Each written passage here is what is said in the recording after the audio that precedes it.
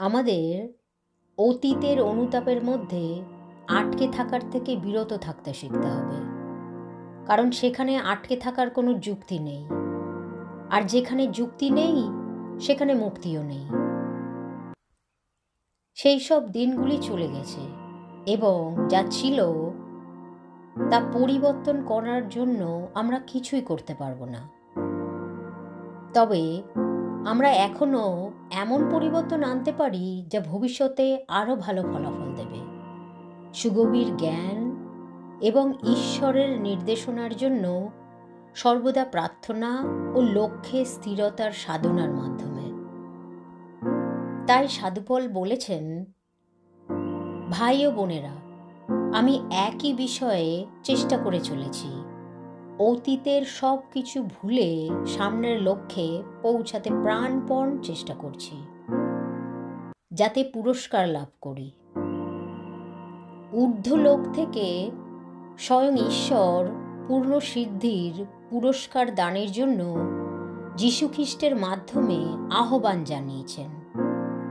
আমি সেই সিদ্ধির জন্য সোজা ছুটে চলেছি। প্রভু যীশু বলেন, যে বীজ ভালো জমিতে পড়ল তা হচ্ছে সেই সব লোকের প্রতীক যাদের অন্তর সত্যতা ও সরলতায় ভরা। তারা যখন ঈশ্বরের শিক্ষা শোনে তখন তা ধরে রাখে আর স্থির থেকে জীবনে ফল উৎপন্ন করে। প্রভু যীশু আমাদের হৃদয়কে পরিশুদ্ধ করুন, পবিত্র করুন, যাতে আপনার শিক্ষা গ্রহণের যোগ্য হয়। জয় যীশু। শতকোটি আগাম ধন্যবাদ আমাদের প্রার্থনা গ্রহণ করার জন্যে। আমেন। নমস্কার। ঈশ্বর বলেন, আমি তোমার যাত্রায় তোমার সাথে থাকব।